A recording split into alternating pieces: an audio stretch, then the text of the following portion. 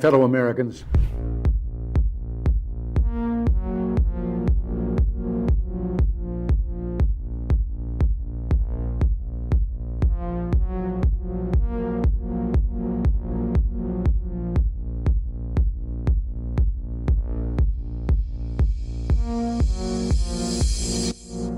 You might be wondering, why in the world is there a 30-minute countdown before the show starts? Well, we actually start live every day at 4 p.m. Eastern time, so this whole 30-minute countdown is a chance for YouTube and Rumble to send out their alerts and notifications, so we encourage you to gather up and hang out with everyone in the chat room. So every day at 4 p.m. Eastern time is when we do this show live. You can join us for the countdown if you like, or just set your clock and reminder that at 4 p.m. Eastern is when we go live. You can also make sure you subscribe and turn on that bell notification, so hopefully you will get a notification. What do you have to say about dictators of countries like Indonesia, who we sell weapons to, yet they are slaughtering people in East Timor? What do you have to say about Israel, who is slaughtering Palestinians, who impose martial law? What do you have to say about that? Those are our allies. Why do we sell weapons to these countries? Why do we support them? Why do we bomb Iraq when it commits similar problems?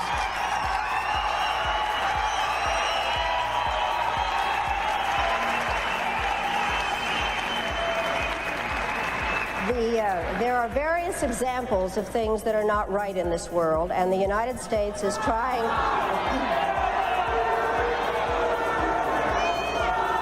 I really am surprised that people feel that it is necessary to defend the rights of Saddam Hussein, when what we ought to be thinking about is how to make sure that he does not use weapons of mass destruction. I'd like to... Who are shouting? Just a moment. I'm not defending them in the least. What I am saying is that there needs to be consistent application of U.S. foreign policy. We cannot support people who are committing the same violations because they are political allies. That is not acceptable. We cannot violate UN resolutions when it is convenient to us. You're not answering my question, Madam Albright.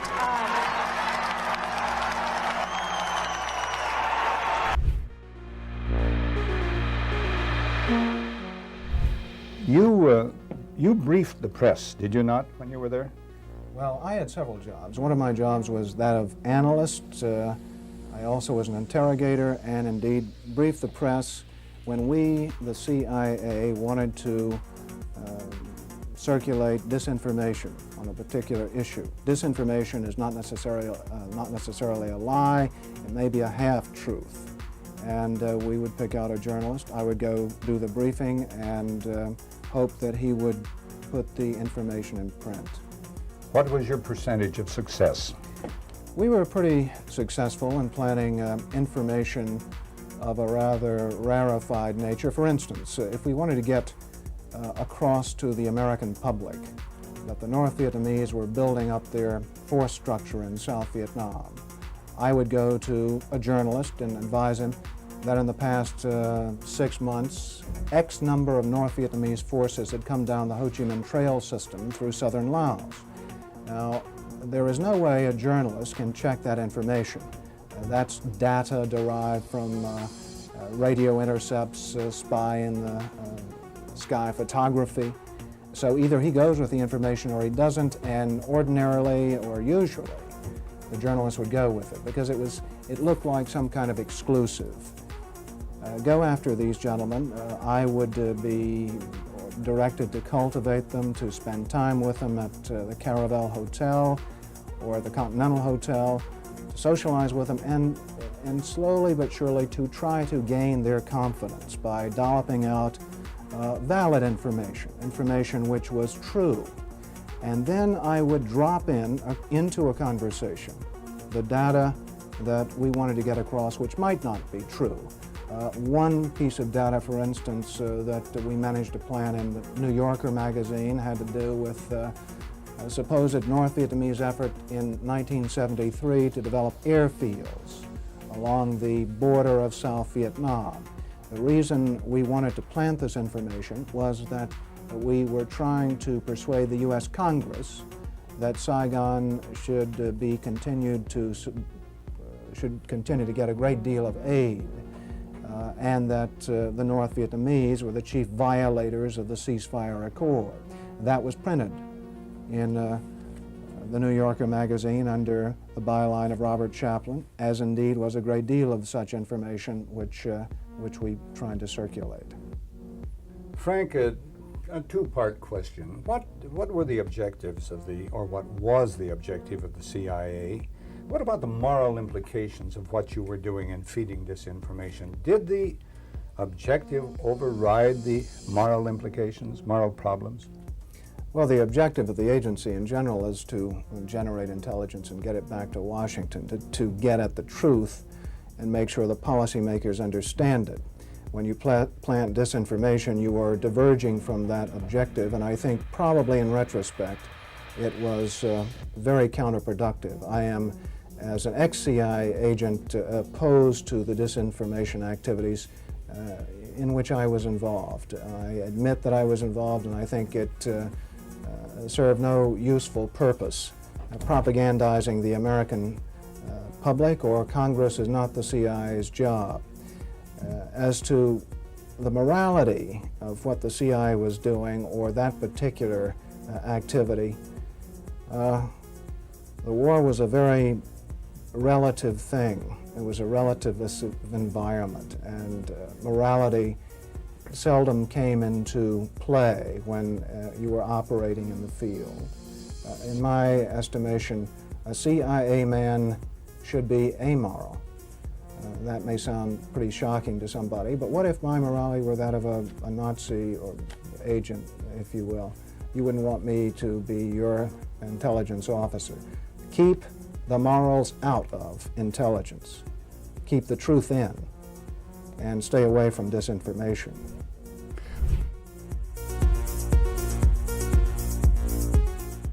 It would have been more appropriate for Mr. Trudeau, Prime Minister of Canada, to address this House according to Article 144, an article which was specifically designed to debate violations of human rights, democracy, and the rule of law, which is clearly the case with Mr. Trudeau. Then again, a Prime Minister who openly admires the Chinese basic dictatorship, who tramples on fundamental rights by persecuting and criminalizing his own citizens as terrorists just because they dared to stand up to his perverted concept of democracy, should not be allowed to speak in this House at all. Mr. Trudeau, you are a disgrace for any democracy. Please spare us your presence. Thank you. And it might sound radical, colleagues, but the answer to war is not more war, it's peace. And peace isn't delivered by the barrel of a gun, it's delivered by diplomacy, by dialogue. You can wish away your continent's history, but we share a continent with Russia. We will sit down with Russia. There will be a negotiated peace, and this organisation should be promoting it earlier rather than delaying it and making sure that more Ukrainians die. Your feigning of sympathy rings hollow. It makes me sick, to be honest with you.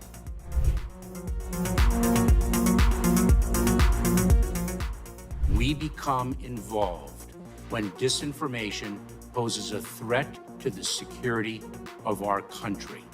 It is when there's a connectivity to a threat to our country. It could be a threat, a connectivity to violence.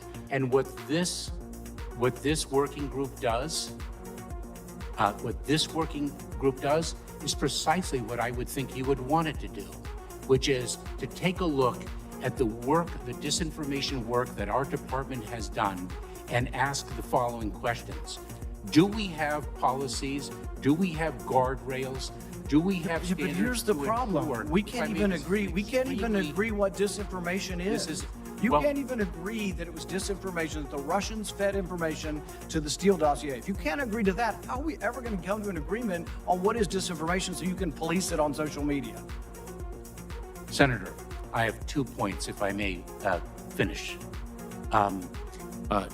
Number one, that what this office, what this working group does, because it's not an office, what this working group does is ensure that there are guardrails definitions, standards to make sure that the free speech rights, the civil rights, civil liberties, and privacy rights of individuals. So do you think COVID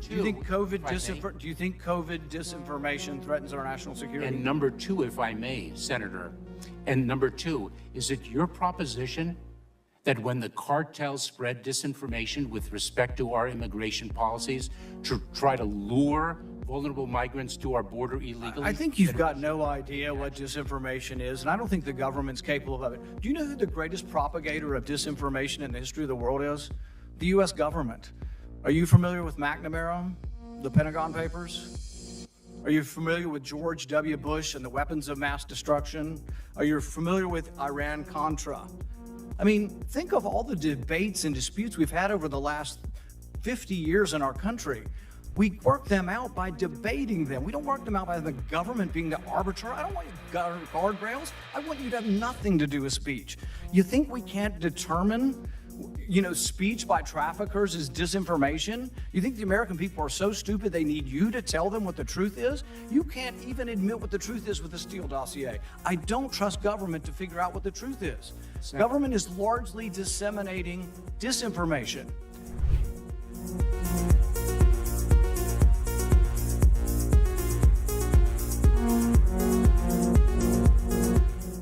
You would know this this is a bit of an aside, but in terms of how you think about problem sets, when I was a cadet, what's the cadet motto at West Point? You will not lie, cheat, or steal, or tolerate those who do. I was the CIA director. We lied, we cheated, we stole.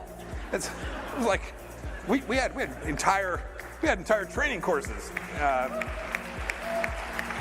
We had a good discussion on ensuring global energy security and adequate oil supplies to support global economic growth, and that will begin shortly.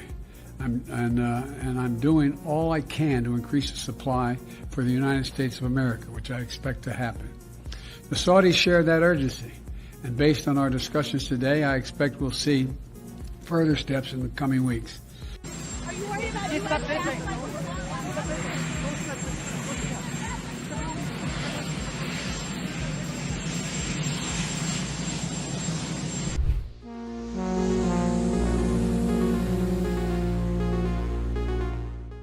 Hey everyone, just as a reminder, our show starts at 4 p.m. Eastern Time, just a few minutes from now, but I should remind you that we have a daily newsletter. It's totally free. Natali and I work very hard on it every morning over a cup of coffee, putting the stories together that we think are important that the mainstream media is going to ignore. All you need to do is go to our website. It's just redacted.inc. Put in your email address. We won't ever sell your email to anybody. And then you'll receive a welcome email, and all you need to do is verify that email, and 7 a.m. Eastern Time is when we send out our daily newsletter. And it's about 5 or 10 minutes in length that you can read it over your cup of coffee. And like I said, we cover 4 or 5 of the big stories of the day, plus a couple of things you might have missed while you were sleeping. We try to have some fun with it, add a little humor into it. And again, it's a great way to start off your morning. But it's also a great way for us to stay connected with you as well, because we've been banned and blocked on some of these platforms before, where we haven't been allowed to post anything, not even a community post. So the only way for us to stay connected with you is through our newsletter. We were able to send out a newsletter and say, hey everyone, we're blocked for the next week, and let you know what was actually going on with our show. Anyway, go to redacted.inc and sign up for the free newsletter, and it'll be posted first thing in the morning over your cup of coffee.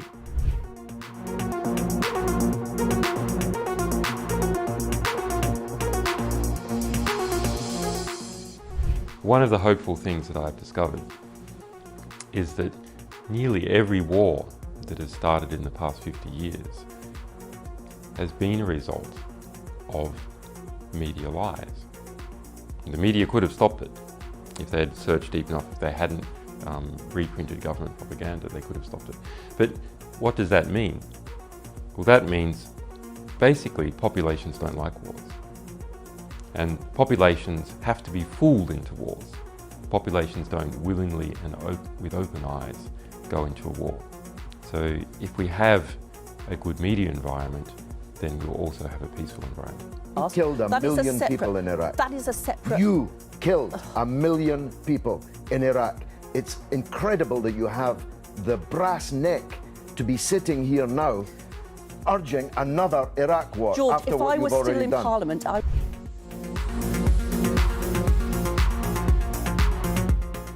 There can be no doubt that Saddam Hussein has biological weapons and the capability to rapidly produce more, many more. And he has the ability to dispense these lethal poisons and diseases in ways that can cause massive death and destruction. If biological weapons seem too terrible to contemplate, chemical weapons are equally chilling. UNMOVIC already laid out much of this, and it is documented for all of us to read in UNSCOM's 1999 report on the subject. If we consider just one category of missing weaponry, 6,500 bombs from the Iran-Iraq war, UNMOVIC says the amount of chemical agent in them would be in the order of 1,000 tons. These quantities of chemical weapons are now unaccounted for. Dr. Blick says, quipped that, quote, mustard gas is not marmalade. You are supposed to know what you did with it. We believe Saddam Hussein knows what he did with it, and he has not come clean with the international community. We have evidence these weapons existed. What we don't have is evidence from Iraq that they have been destroyed or where they are. That is what we are still waiting for.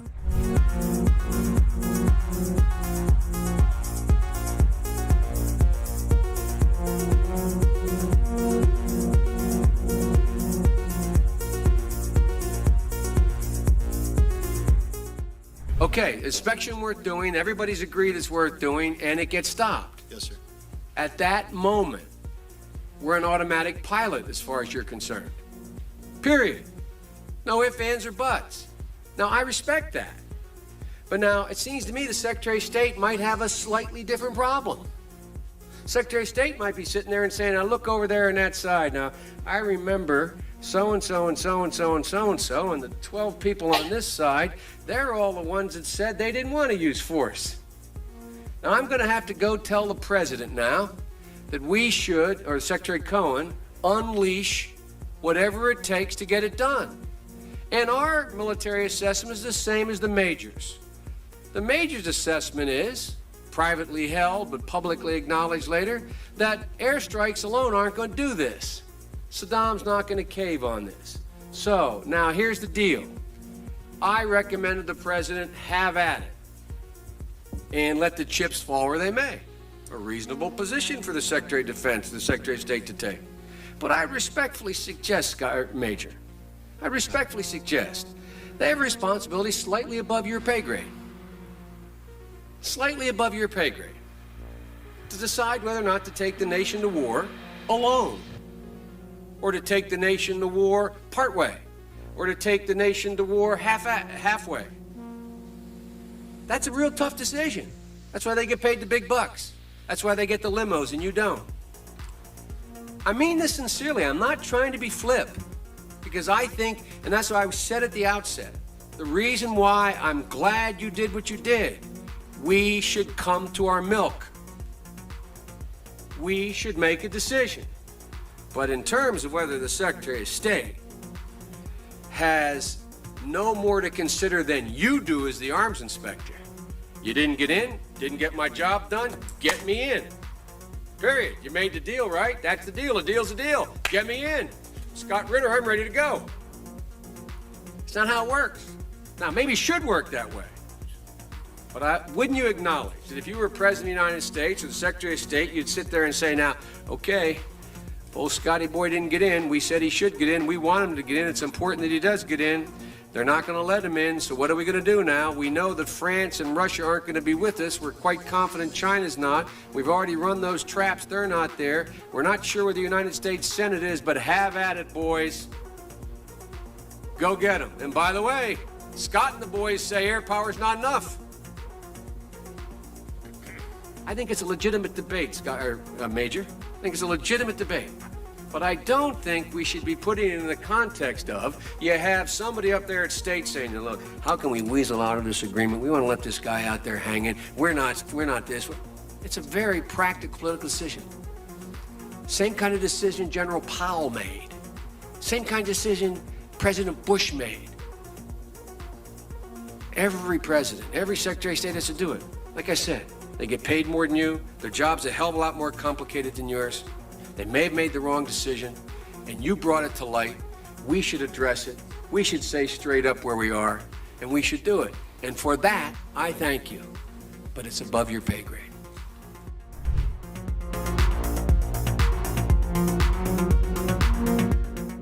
About 10 days after 9/11, I went through the Pentagon, and one of the generals called me and he said, "Sir, you got to come in and talk to me a sec." He says, "We've made the decision. We're going to war with Iraq." I said, "We're going to war with Iraq? Why?" He said, "I don't know."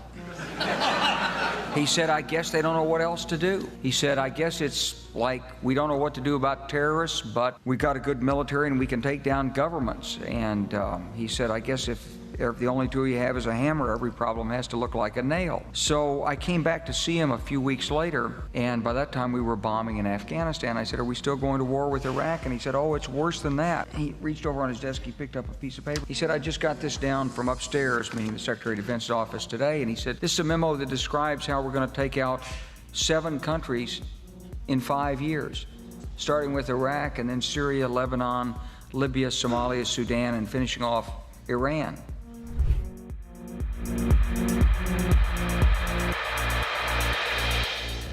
Hey everyone, Clayton here. The show is going to start at 4 p.m. Eastern Time. I should remind you that we have a VIP community. It's our Redacted Rebel VIP community. Now, this show is totally free, what you're watching right now, right? You can subscribe here on YouTube and Rumble, totally free. But if you'd like to support independent journalism, we are run by you. Without you guys, we wouldn't be able to do this show. We wouldn't be able to hire the team that we have. We wouldn't be able to afford the servers that we have. We wouldn't be able to afford the reporters that we have, the team that we have. So you can support us by going to redacted.inc, and on the right side of your screen, you'll see a VIP community button.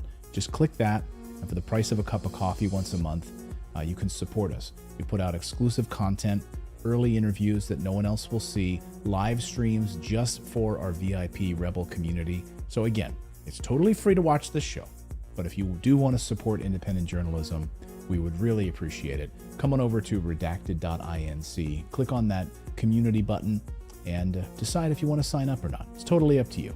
We thank you. And meanwhile, the show will start in just a few moments at 4 p.m. Eastern Time.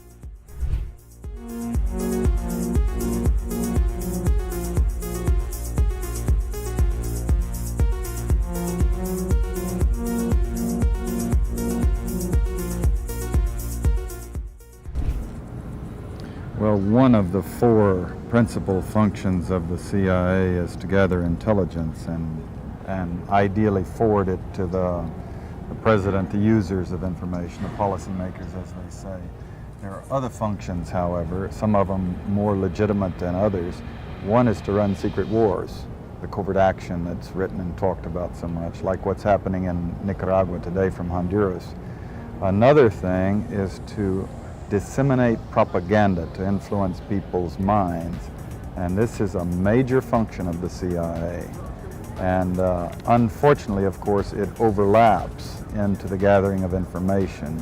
You have contact with a journalist, you will give him true stories, you'll get information from him, you'll also give him false stories. For example, in my war, the Angola war that I helped to manage, 1/3 of my staff was propaganda. Ironically, it's called covert action inside the CIA. Outside, that means the violent part. I had propagandists all over the world, principally in London, Kinshasa, and Zambia. We would take stories which we would write and put them in the Zambia Time, and then pull them out and send them to a journalist on our payroll in Europe. But his cover story, you see, would be that he'd gotten them from his stringer in Lusaka, who had gotten them from the Zambia Time. We had the complicity of the government of Zambia, Kenneth Kaunda, if you will, to put these false stories into his newspapers. But after that point, the journalists, Reuters and AFP, the management was not witting of it. Now, our contact man in Europe was, and we pumped just dozens of stories about Cuban atrocities, Cuban rapists. In one case, we had the Cuban rapists caught and tried by the Ovimbundu maidens who had been their victims, and then we ran photographs that made almost every newspaper in the country of the Cubans being executed by the Ovimbunda women who supposedly had been their victims. These were fake photos? Oh, absolutely. We didn't know of one single atrocity committed by the Cubans. It was pure, raw, false propaganda to create an illusion of communists, eating babies for breakfast and that sort of totally false propaganda.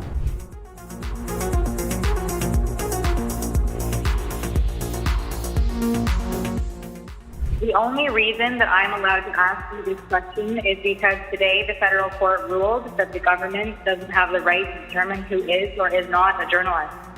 This is the second election in a row that the court had to overturn your government. Do you still insist on being able to make that decision, and why? First of all, questions around accreditation were handled by the press gallery and the consortium of networks who have strong perspectives on quality journalism and the important information that is shared with Canadians. The reality is organizations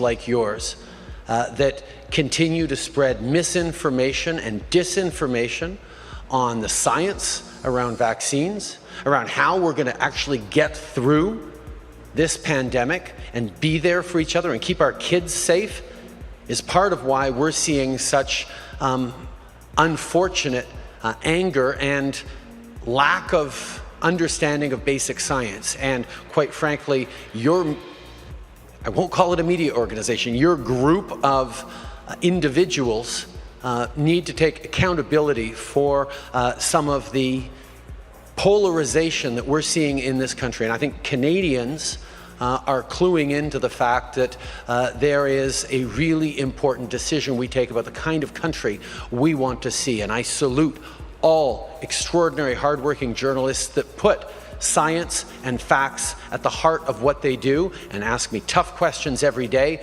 but make sure that they are educating and informing Canadians from a broad range of perspectives, which is the last thing that you guys do.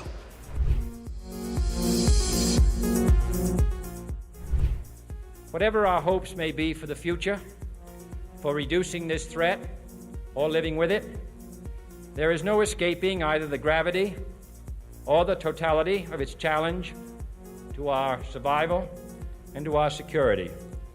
A challenge that confronts us in unaccustomed ways in every sphere of human activity.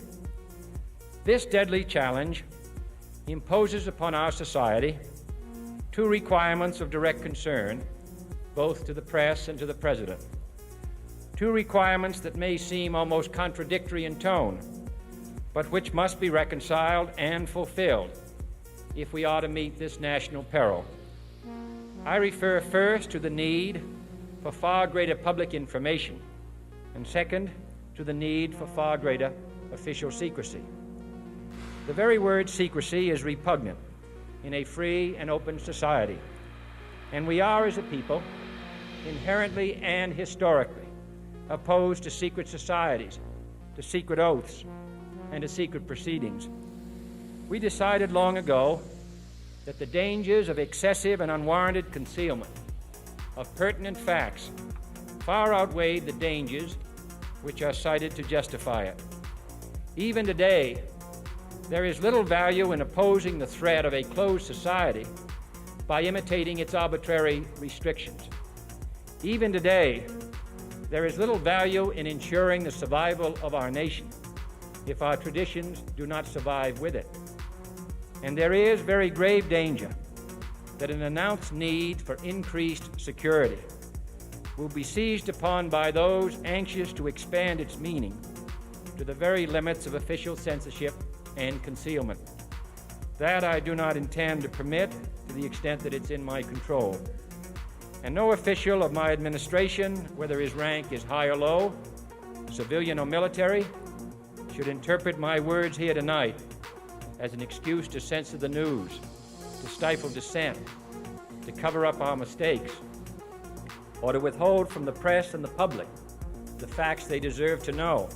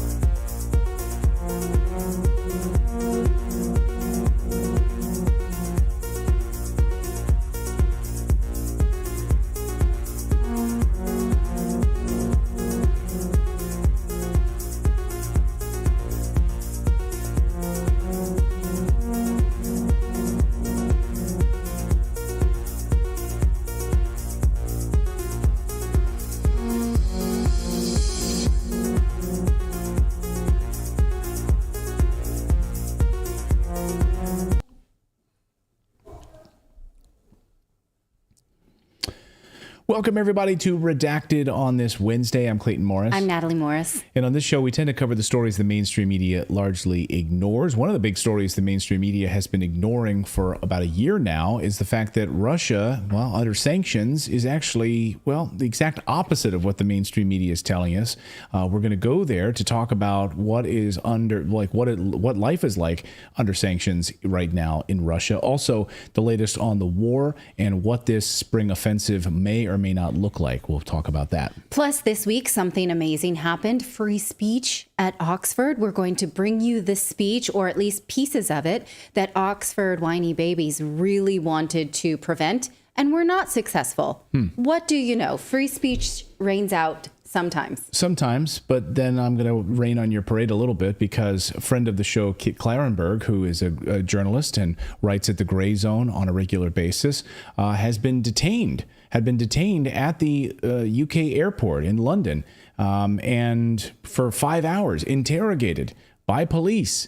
Unbelievable story. Kit Klarenberg is going to join us to talk about what happened when he was detained by police just for being a journalist and breaking big stories. All of that and more as Redacted starts right now.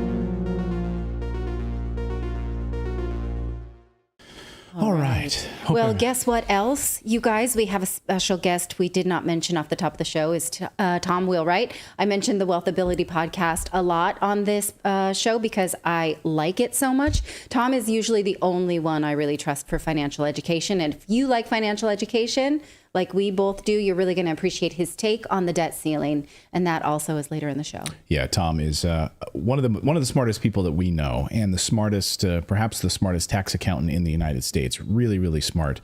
So we're going to talk about, the debt ceiling, among other things. But we do have a daily newsletter as well we'd love to tell you about, and it's totally free.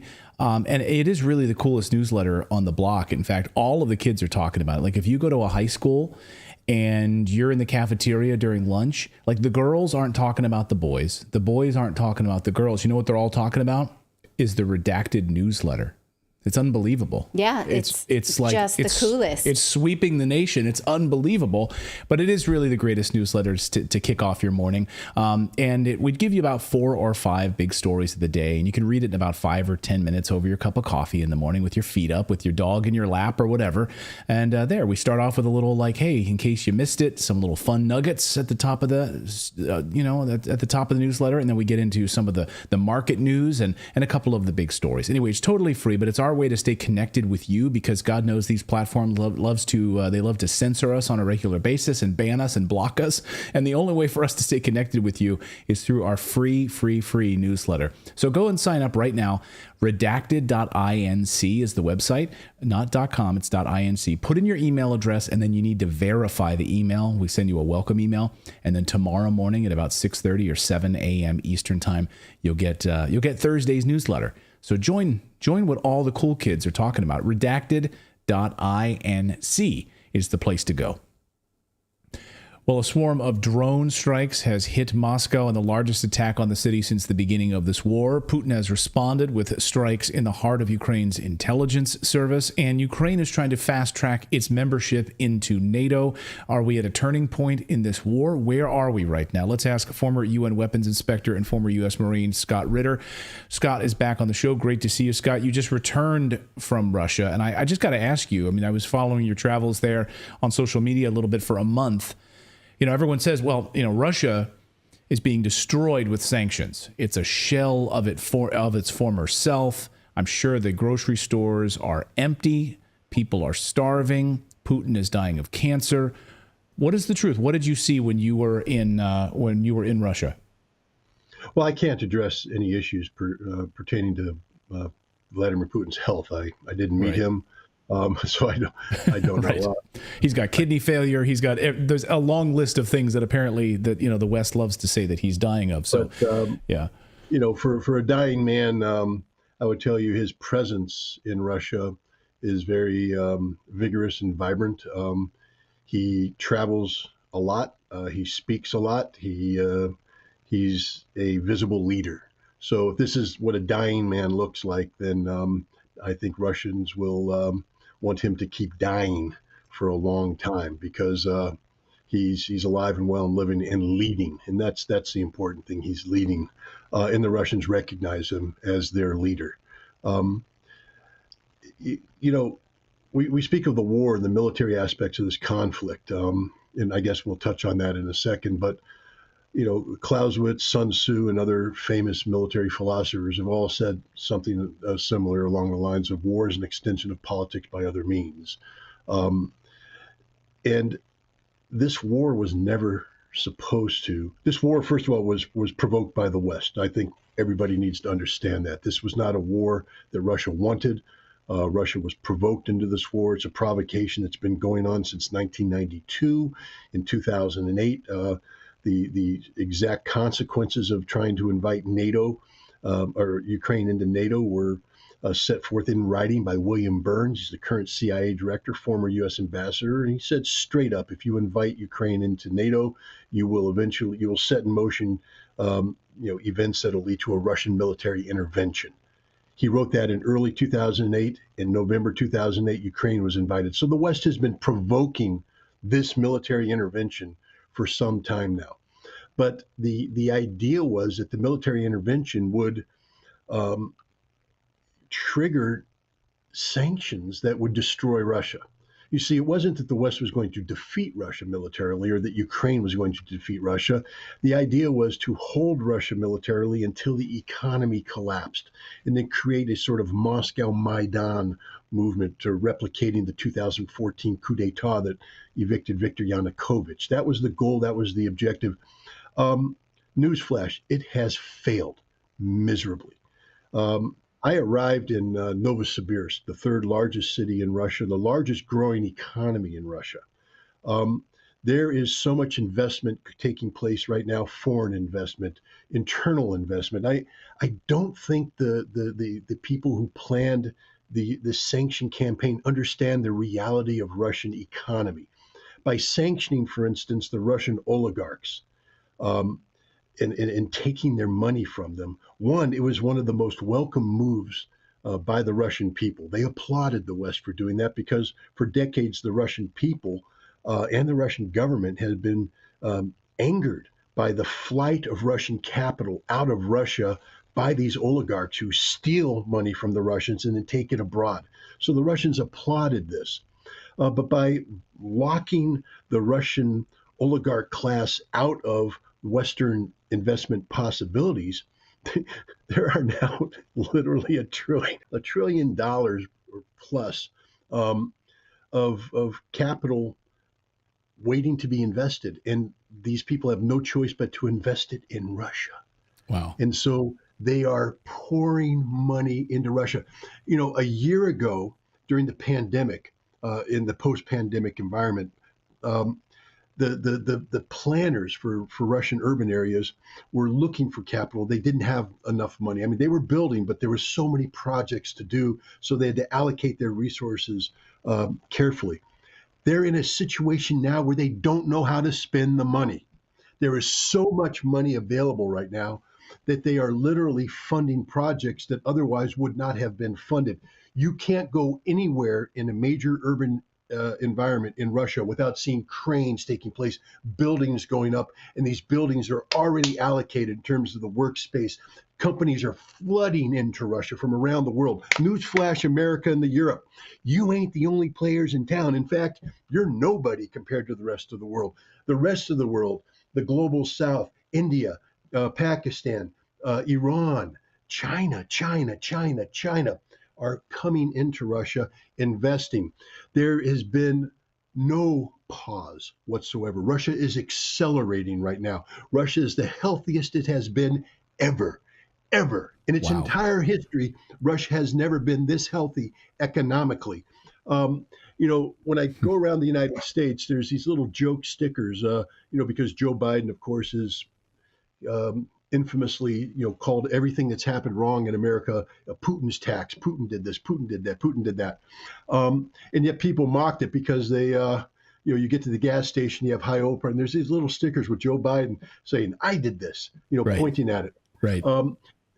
I have to tell you that the standing joke right now in Russia is thank you, Joe Biden. Wow. Thank you, Joe Biden, because they are literally looking at it saying, do you not understand what you have done? You have made this economy, this Russian economy, so vibrant, so vigorous. Is it perfect? No, it's not a utopia. The Western media will always be able to go out and find little chinks in the armor and say, aha, what about this? What about that? What about this? Guys, you're missing the big picture. The big picture is Russia is alive, well, living, thriving, thriving, thriving. There are no empty shelves in Russia. No empty shelves in Russia. Prices in Russia are ridiculously low. When people say, Russia's GDP matches that of, Italy or whatever, guys, you're missing the point. Purchasing power. The ruble is because prices are so low and inflation so low, you get more bang with the ruble than you do with the buck.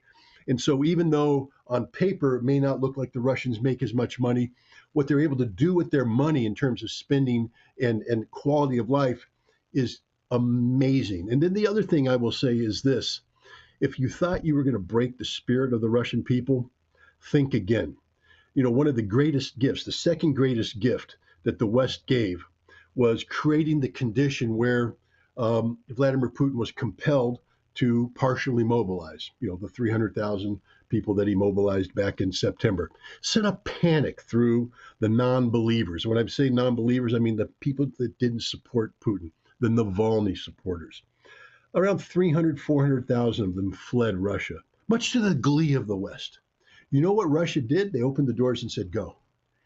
And you literally got rid of all the empty baggage. All of the dead weight in Russian society is gone, and the Russians are ecstatic because they don't have to deal with these people who hate Putin, who hate Russia from their perspective. You ran away from your country when your country needed you. There are many people that I worked with in Russia during this trip who are not Putin supporters. I will tell you that straight up. They support Russia, and Putin is the leader, so they're not going to turn their back on him, but they have questions. They have a lot of questions, and at some point in time, Putin will be called upon to answer these questions. But when Russia needed them, they are there, they stayed, they are loyal, they are patriotic, and that is the nation right now. They're not a bunch of chest-thumping USA fake American patriots, sunshine soldiers who are patriotic, but they don't do anything. These are Russians who are stoic, and they are there. They are working. This is not a defeated nation. This is a nation that's in it for the long haul, and they have a vision that's far greater than anything anybody in the West has been able to articulate about what their vision towards Russia is.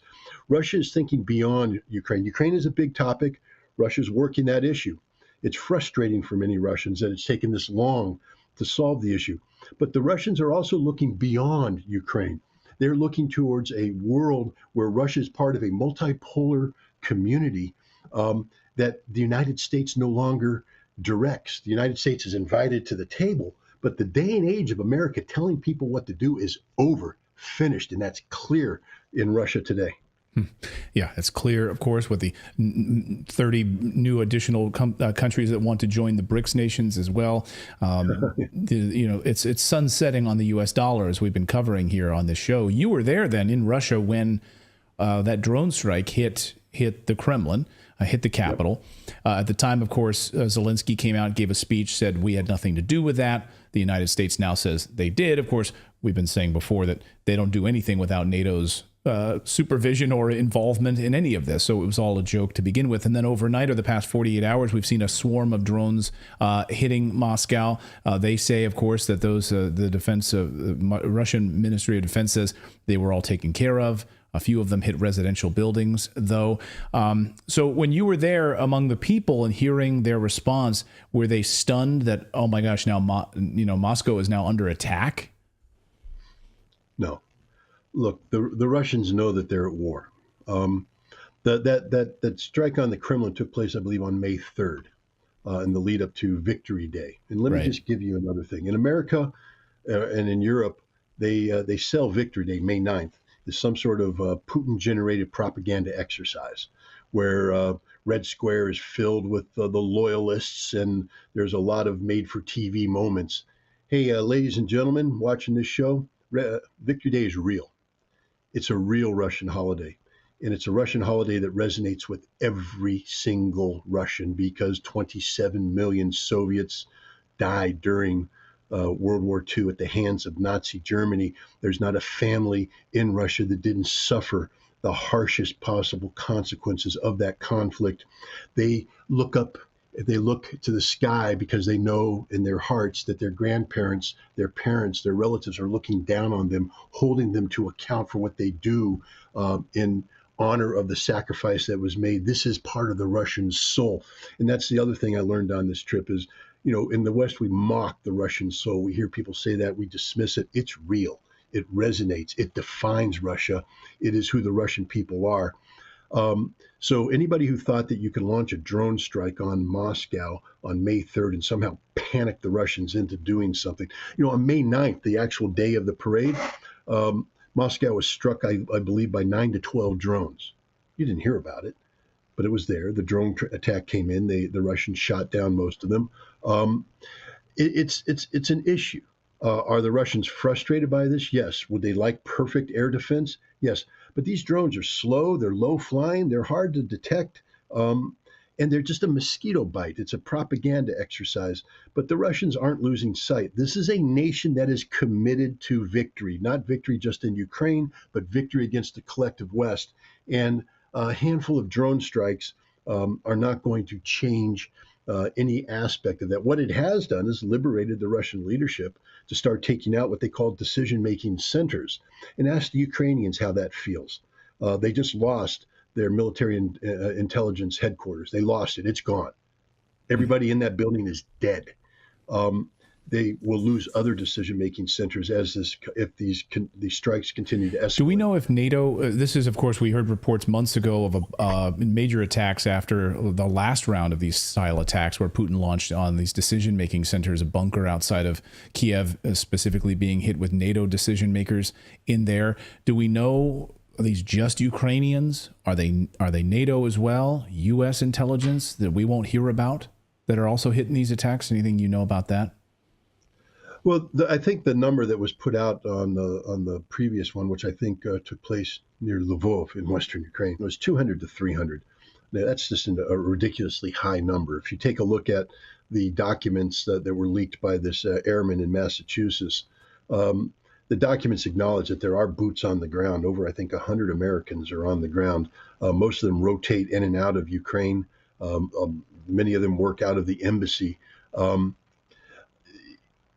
Is it possible that Americans or NATO designated personnel are in these bunkers? Yes, that is a possibility. But to put 200 to 300 is ridiculous. One, in this day and age of connectivity, real-time connectivity, you don't need to go through that risk. You can keep these people in Poland and maintain the connectivity with the Ukrainians without putting these people at risk. So while I do believe that there have been casualties and there are some credible reports coming out about casualties, I think the casualties that are taking place are on personnel that are providing critical logistics support. Billions of dollars of military equipment has been provided to the Ukrainians. This is a logistical nightmare, a maintenance nightmare, and an accounting nightmare. And so I think you have NATO resources pushed forward to support this logistical effort, not planning for the battle that's taking place outside of Ukraine. But there have to be people on the ground to assist Ukraine in dealing with the basically the mountain of logistical support requirements that have been accrued because of this. And I think these are the people that have suffered casualties. And I do believe that there have been dead, and I do believe there have been wounded on the part of active duty NATO personnel. Whether or not this includes Americans, I can't say. Victoria Nuland last week admitted that for the past 4 to 5 months, the United States has been actively involved in the planning process of this counteroffensive, despite New York Times reports, despite Politico reports that say they're frustrated because Ukraine just won't share any information about their spring offensive, their summer offensive, which we found laughable here on this show. And Victoria Nuland then confirmed that the United States, NATO has been actively involved in this spring offensive planning for 4 to 5 months. She said this publicly. So where are we with this offensive? What do you think we're going to see as we see these little pinprick mosquito bite attacks and drone strike attacks right now? The pressure, of course, is on for this somehow counteroffensive. What do you think we're going to see? Well, we know that the forces that were allocated for this offensive, and we know this not just from the leaked documents, but just because of public statements, 9 to 12 brigades worth of Ukrainian forces have been equipped and trained by NATO and their non-NATO European allies since the fall of last year, and that these brigades are, by and large, ready on paper. But as I mentioned to you, these brigades have incorporated a sustainability nightmare. You have different kinds of tanks, different kinds of armored fighting vehicles, different kinds of artillery, all of which have their own logistical tales. Each one is different. I will tell you this: if the United States tried to carry out an offensive operation using 12 brigades that were organized in this fashion with differing equipment and support, we couldn't do it. And we're the best army in the world. We couldn't do it. Now we expect the Ukrainians somehow to be able to do this with troops that are not properly trained, they're not properly led, they're not properly motivated. We have taken them. It took me 2.5 years as a Marine working with the best people in the world, U.S. Marines, to master the art of combined arms maneuver warfare through nonstop live fire training in 29 Palms, California in the 1980s. And I will tell you that if we had ceased training for any period of time, 2 to 6 months, our effectiveness would have plummeted. You have to constantly train to maintain this skill set. We have taken select Ukrainian forces and run them through a very shortened, abbreviated training course in Germany on combined arms combat. It's a joke, literally a joke. No American soldier could go through that training and be considered combat capable. And yet we've taken the Ukrainians, we've married them up with this disparate set of equipment, and we're saying you must now carry out a counteroffensive against an army that defines itself by the defense, and that's Russian, the Russian army, the best defensive army in the world. And so if everything was going Ukraine's way, this counteroffensive would have no chance of ever succeeding. But everything's not going their way. The Russians have, over the course of the year, mastered their intelligence, surveillance, and reconnaissance capabilities, their satellites, their aircraft, their electronic warfare. They are tracking this material, and they are taking it out. All of the logistics support, the fuel, the ammunition, everything, spare parts that gets accumulated in warehouses, these warehouses are being taken out. The Ukrainians have zero capacity to carry out any meaningful counteroffensive, and it's been hampered even more by the battle for Bakhmut. The Russians killed 75,000 Ukrainians in this battle. I just want to make that number out there again so people understand what the heck just happened. 75,000 Ukrainian soldiers were killed. 60,000 of these soldiers represents the size of the Ukrainian counteroffensive force.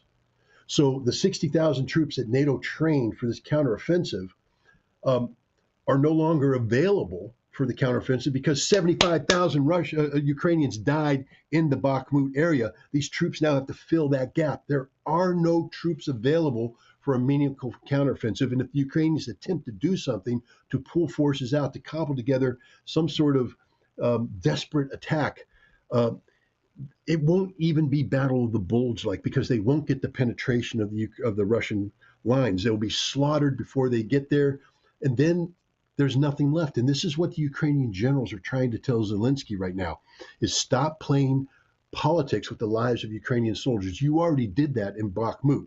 We told you not to commit to this battle. 75,000 soldiers are dead. That's dead. That means about 150,000 are wounded. That's a lot of guys that are no longer available to be on the front lines fighting. Jeez. The Ukrainians are having trouble getting manpower. They're scooping old men. They're recruiting 16 and 17-year-olds. They're running around hijacking people off the streets. What do you think the motivation factor is of a man who thought he was going home to his family, getting hit, put in a car, thrown in 4 days later with no training, told you're going in the front line? You think he's ready to give his life for his country? He's going to, but he's not going to be able to give it in the way that the Ukrainians would like, with zeal and aggressiveness and going forward. He's going to give it cowering in a trench, saying, what the hell am I doing here? I don't know how to use this weapon. And the Russian artillery is raining down on me. The Ukrainians have no artillery ammunition left. Their air defense system is being destroyed as we speak. 2 of the 3 Patriot systems that have been provided are gone, off the table, not there anymore. Jeez. That's happening to the totality of the Ukrainian air defense. This war is all but over. There's a lot of fighting left to be done. But anybody who's waiting for a magical Ukrainian counteroffensive to suddenly turn the table, just like sanctions, it ain't working, guys. Russia has won this. We hear a lot of talk, the Ukrainians, they got new tanks. They didn't get any new tanks. The Challenger tanks provided by the British are old. The Leopard tanks provided by the Germans are old. You know what? The Russians right now are producing 100 advanced T-90 tanks a month. Wow. 100 a month. So while we're sitting here giving the Ukraine, we're scraping the barrel to give Ukrainians things. For F-16 fighters, 40-year-old aircraft. They're not new. They're not good. They're junk. And the aircraft the Ukrainians are going to get are all airplanes that have lost their operational expiration date. The Dutch were pretty much honest about it. They said, oh, we'll give you F-16s, but only after we can't use them anymore because they've passed their use-by date. Right. Then we'll give them to you. So this is the Ukrainian military with all these so-called magic weapons, none of which work. The Russians, everybody's saying, oh, they ran out of everything. They're not running out of anything. Their defense industry is mobilized. It's working. It's punching out stuff. They will never run out of missiles. They will never run out of artillery. They will never run out of tanks because, A, the Ukrainians aren't killing that many of them, and B, they're just building more and more and more. It's not just for Ukraine. People forget that Putin signed an order expanding the total Russian army to 1.5 million people. Finland, that just joined NATO, yeah, that's right, Finland. You got a 70,000-man Russian Army Corps being formed right now north of St. Petersburg. Fresh troops, fresh equipment, all because of you, Finland, because you decided to join NATO. They're going to be matched by another 30,000 up in the Kola Peninsula. That's 100,000 troops, Russian troops that didn't exist before. They exist now, and they're equipped with the best equipment in the world, and that goes for the totality of the Russian perimeter. This war has made Russia stronger militarily, economically, and most importantly, domestically, politically. I've never seen the Russian people so unified over being Russian than I saw them today. And these leaders in the West continue to play politics with these people's lives, and these poor people continue to be killed. And now you're pulling young men out of colleges and off the streets in order to, in conscription, and throwing them into the meat grinder. Unbelievable. And I guess thanks, Joe Biden. And put that sticker right there for making Russia the strongest it's ever been. Scott Ritter, thank you so much. Thank you for sharing your insights and what you saw on this month-long trip to Russia. Really, really fascinating. Eye-opening, I hope, for a lot of our audience who really have no idea what's going on inside of Russia. Scott, thank you so much for your insights on this.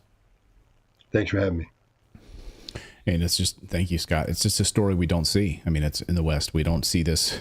We don't see the coverage at all because the mainstream media ignores what's actually happening. I mean, a lot of times you do see in the Financial Times that, Russia has a really low interest rate right now.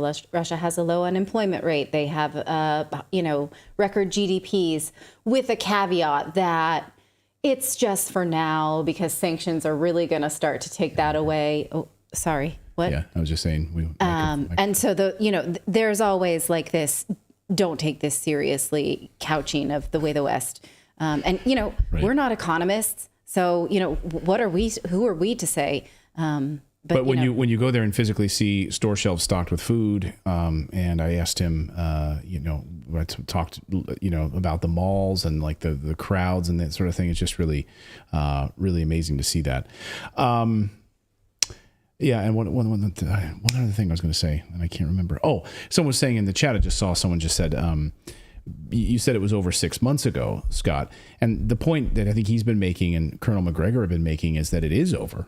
Like now all that's left is you're going to take 60,000 people, 60,000 Ukrainians, and you're just going to throw them into a meat grinder and they're going to be killed. That's what's going to happen. It is over.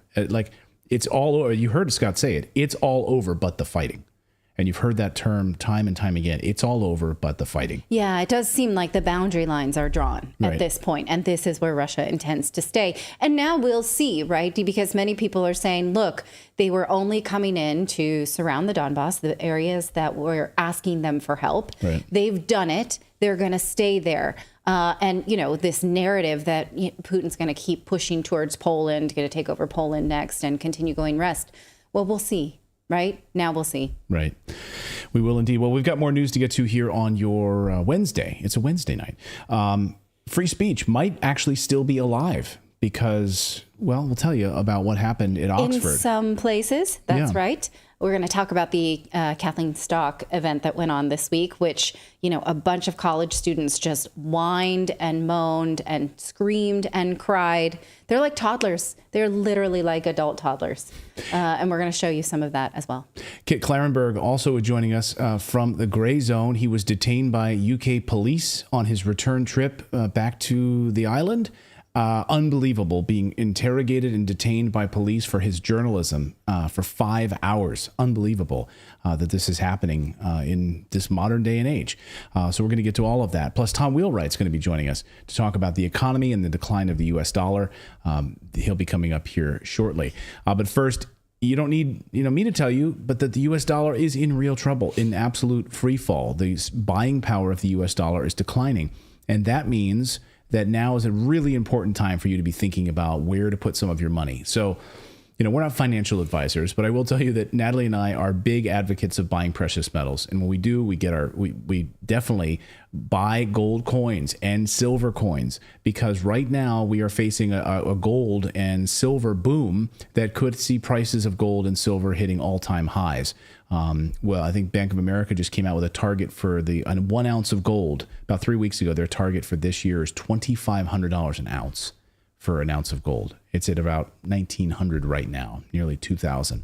Unbelievable. Our friends at Lear Capital can actually help you get set up with precious metals. So if, let's say, you had $1,000 in savings and it's in a US dollar savings account, that means that account is losing about 5% a year. Is it 5 to 6% a year in inflation? It depends on the year, I suppose. But yeah, it's normally it'd be losing about 3%, right? So right now, because we're in such an inflationary period, that US dollar that you have in a savings account continues to lose buying power every day that it's in there. So what Natali and I have done is converted that to gold and silver, which has sustained for 4,000 years, has sustained its value and is going up and is a hedge against inflation. So even if you only put a little bit of your savings into precious metals, it's something to think about. It's something to consider. And I would just book a call with the guys from Lear Capital and just talk to them, get a free gold kit, silver kit, talk it over with your family, have long discussions about it, see if it's a fit for you.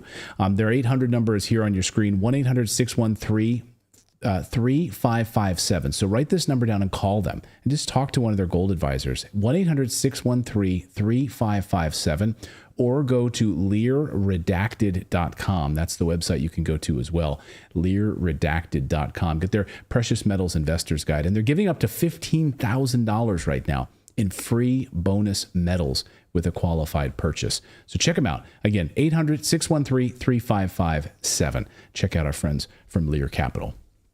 All right. Well, yesterday at Oxford, a woman was allowed to speak despite hundreds of whiny baby college students protesting her right to speak. The woman in question is Professor Kathleen Stock. She is a lesbian professor of philosophy. The thing that she has said that made so many enemies, and she said this in 2018, and that made her trans right activist enemy number one, is this: trans women are biological males. That's what she said. That's what they do not want to hear. Now, in the year 2023, you are still not supposed to say that. So she was absolutely witch hunted when she was invited to speak at Oxford. And TRAs, trans rights activists, screamed throughout her talk. One leading up to the talk was successful at delaying the talk because this woman here glued herself to the floor, taking a page out of the Greenpeace activists, glued her hand to the floor where she was supposed to speak there. I'm going to talk more about this girl later.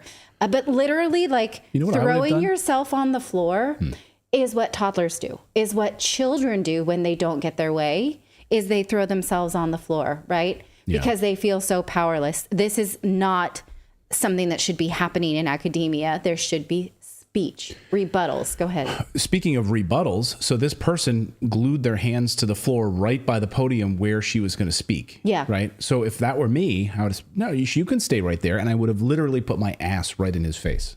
It's a girl, I think. But For the whole speech, I would have stood there right by the podium as a rebuttal. But the thing is, my ass in that person's that face. they're going to scream. They can scream.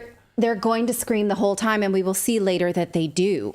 Yeah. The thing is, now I've told you that Kathleen Stock is famous for asserting that you cannot become a woman if you are not born one. But she didn't even speak about gender at all. She was there to speak about free speech and the value of being offended, because at the heart of her haters is the idea that she should not even be allowed to say something that causes offense. Her speech was quite short. It was less than 10 minutes. And I want to show you two clips that I think that we as a society should want to contemplate. And I let this one go a little bit because you can see that some guy wants to really prove his point and shout her down. And as he's speaking, there's a bunch of screaming. You can hear all kinds of ambient noise from the people who are, they brought noisemakers. It's the sort of, normal trans right activist playbook is bring noisemakers, bring bullhorns, bring whatever you can do to drown out this so offensive message. Listen to what she has. Every satirical joke that's ever been made has offended someone if it's been effective, because the whole point of satire is to mock irreverently that which people treat reverently. And it's also a paradoxical feature of offence that once some group is massively offended by X, then another group will be massively offended by them being offended. So the whole thing's going to get recursive quite quickly. And all this points to the fact that offence is cheap. It's a very cheap emotion. It's based on uncomfortable feelings in your body. You feel outraged. I'm feeling some of it right now. It comes quick. It's subcortical. You can't even control it, as has been mentioned already. So why would we ever try to control that which humanly is uncontrollable, which is the feelings of offence when you hear things that, yes.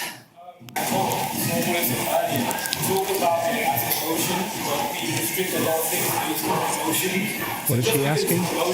It's a man asking about being offended. I don't really know what he's asking, but the point is you can hear from behind him all of the protests. You hear drums beating. Yeah.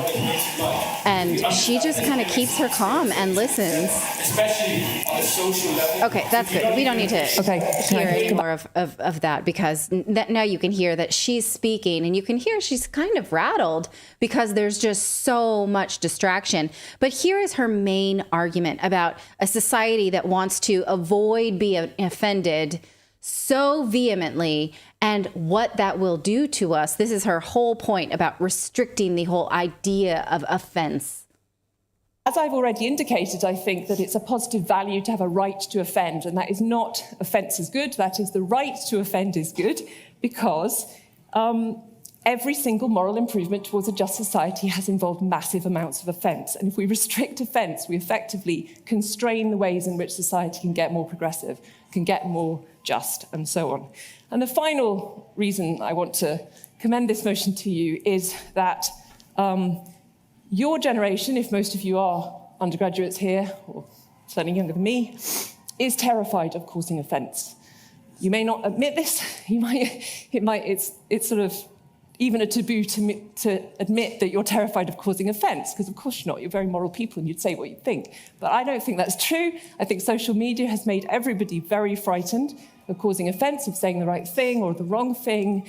And that, as you know, is a problem. And I'm sure you know that, because I'm sure you sometimes have rebellious thoughts that you think would offend people if you could say them, but you still think you would quite like to be able to say them. And that's a free society, a healthy society, be one in which we could air these things. We could be resilient enough to take very, very strong criticism, and we'd survive.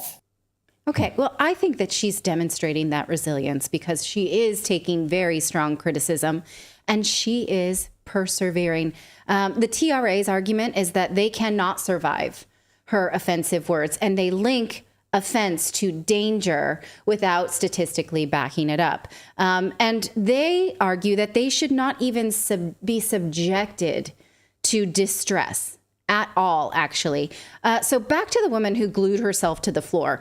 She has already shown that she feels this way. You may have seen, this is the same person named Riz, I think is her first name, who had a debate with Piers Morgan recently, and that went viral.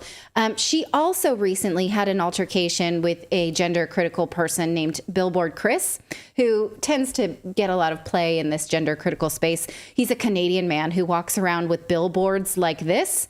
I actually quite like Billboard Chris's message. Do you have his billboard? Just the image, the still image? Yes, that one. What Billboard Chris has to say is that there are 2 biological sexes and 0 genders. And his billboard says, children cannot consent to puberty blockers. Stop the child abuse. Yes. So he sort of uses these Christian fundamentalist tactics to, gain your attention about gender critical. And I like this idea, meaning there's no way to express your gender. You are your biological sex. How you express yourself doesn't matter, masculine or feminine, but biology is immutable. I really like that take on it. But recently he was walking around in England with this billboard, and he came across this same activist who glued herself to the floor, and she went to the cops because of Billboard Chris. And watch how this turns out. No, you're not allowed to obstruct. Harassment, alarm and distress to anyone by blocking their right of way. Are you seeing that? Because I'm pretty harassed, alarmed and distressed right now. Okay. So she says she's distressed right now? Yeah. So I'll just give you that context again. He has a sign that says something like no puberty blockers, right? And she's like, she's like, I can't trying even look to at make it sure that other people can't see it. I'm so distressed. I can't. Well, she's blocking him. Oh, she's blocking him. She's blocking the billboard, okay. And the police says you can't do that. You can't just go up and block someone's body like that.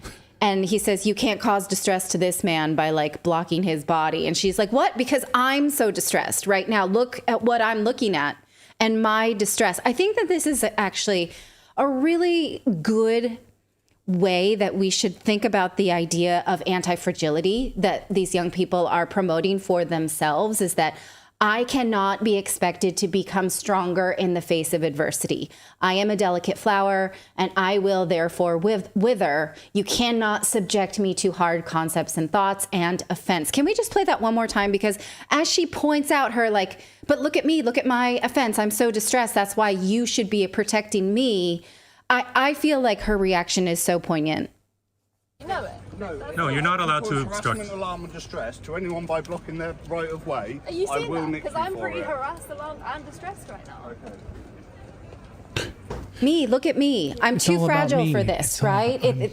I need you to realize that I have the right to not be offended. That's her argument, right, against Kathleen Stock. Well, look at what some of these protesters just in the run-up to Kathleen Stock's speech today had to say about Kathleen Stock herself and why she shouldn't be able to offend them. It's the fact that the union has given her a platform simply because they knew it would be controversial. The Oxford Union to have her as the headline name without any experts coming to counter her arguments, I think is really dangerous because it's just going to be giving a lot of essentially fake news to people. Trans students are being made to attend the union and fight for their own rights if they want to challenge her. There's no guarantee that the union committee will ask her questions that are representative of us. Well, Professor Stock arrived very cloak and dagger for this event this evening via a back entrance, security clearly a concern. She rejects that her views are hate speech, and she said that controversial and difficult views need to be tested in the public sphere, and that's a view that has been echoed by the Prime Minister as well, who supported this event taking place tonight. You guys, in the year 2023, you need security if you say that a biological male cannot be a woman. You have to walk into an event with security in the what is this world? And now it's funny because as she was walking in, I thought, oh my God, she's so brave. Look at her with this, she seems so, and now she's sort of been memed by people who are gender critical. Can you show the image on your screen? And so, no, yes, that one. this sort of like walking bravely in the face of adversity to just only define something which we innately know as a species is now takes this kind of security and bravery. To be a woman, an adult human female. Yes, that requires security. Requires security to say that. And what are they asking for? These people who spoke on camera, they wanted an expert to counter her. I'm sorry, my accent's terrible. This An expert to counter what she's saying. But again, she's not speaking about gender. What she's speaking about is offense. So they wanted an expert to argue for this cult of safetyism. Right, this idea that we've got to protect. Speech is hurting you, right? That we've got to protect these fragile little delicate flowers. Is anybody preventing them from inviting this mystery anti offense person? Did the university say you can't bring in a speaker? No. Yeah. They just need it. They need it to be at the exact same time. It needs to be point counterpoint in real real time. That's the only way it's acceptable, because they'll forget what they said before. I don't know. That's just madness. Yeah. No, and there are plenty of academics who will argue for this cult of safetyism. You're right. They can. I can name about 5 right now if I'm really thinking about it.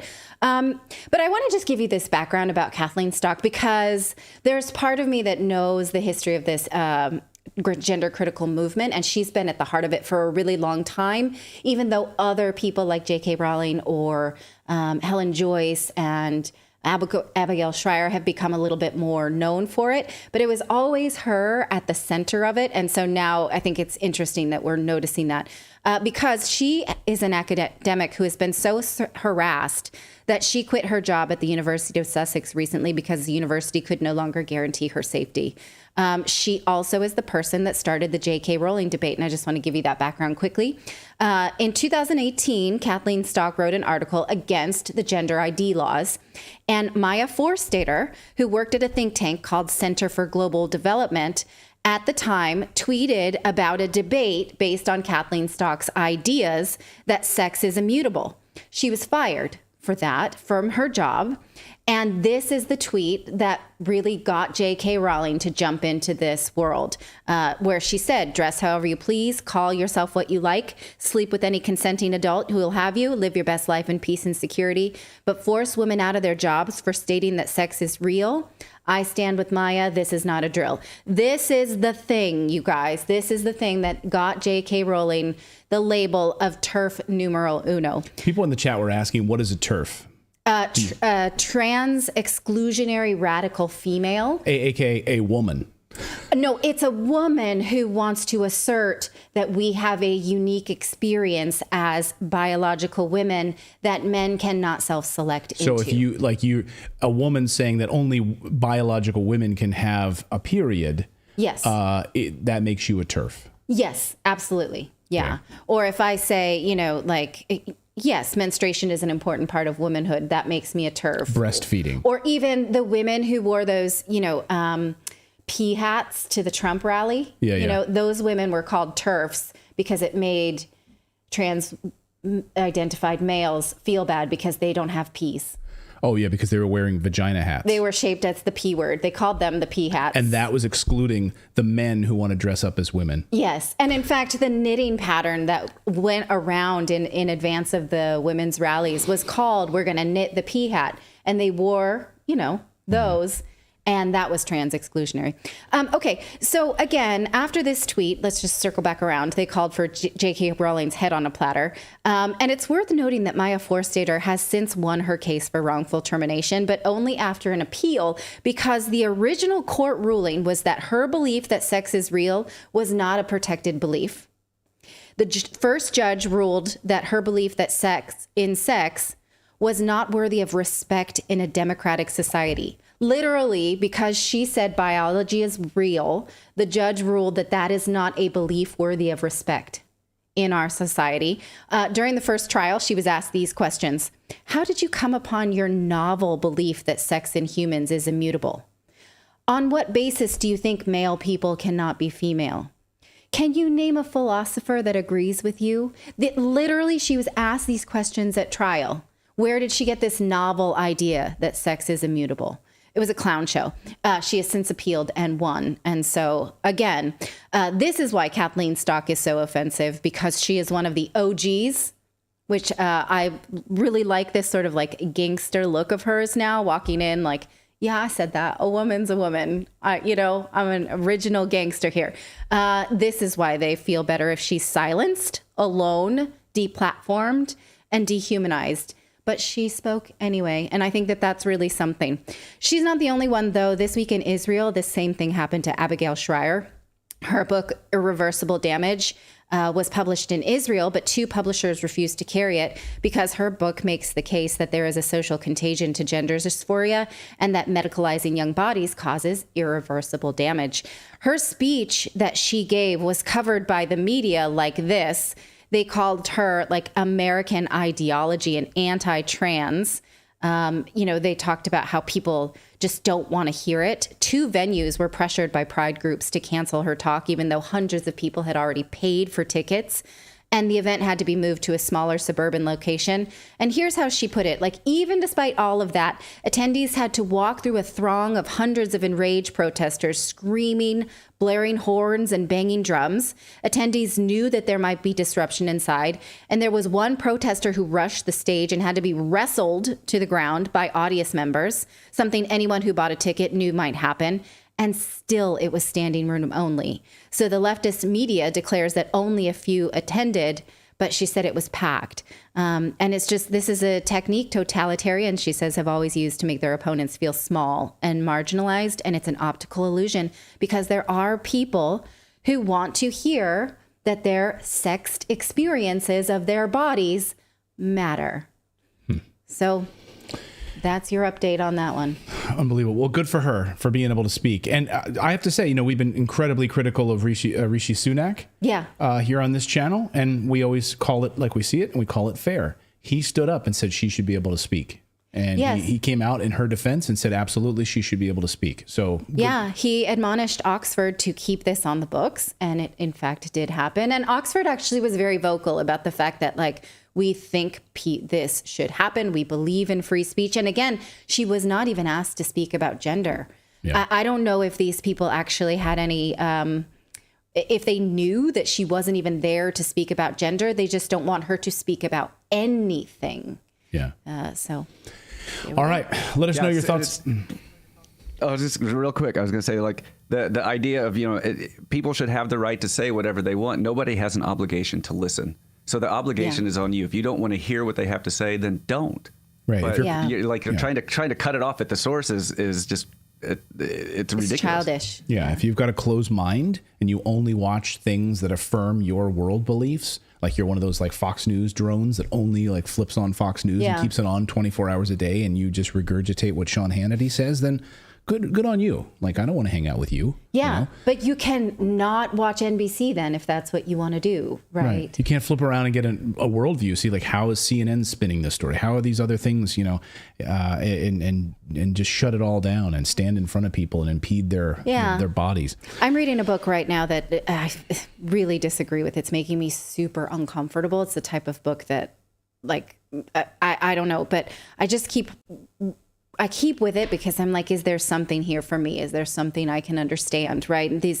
And I'm not so upset about it that I think this person should be deplatformed or silenced or alone or put in a basement, right? And so I don't understand this baby cult of safetyism. I don't think it serves. I think we should want young people to be much more resilient than that. And have conversations and debates, right?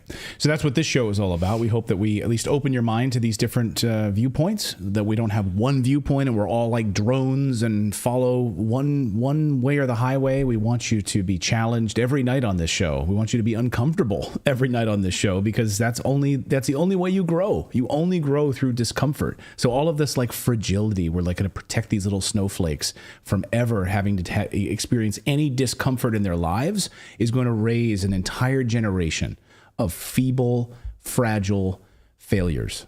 That was a nice alliteration. Feeble, fragile failures. I'm going to put that on a shirt. But all of our rebels here are not feeble, fragile failures. In fact, thanks to the team over the weekend. I don't know if you guys can see that.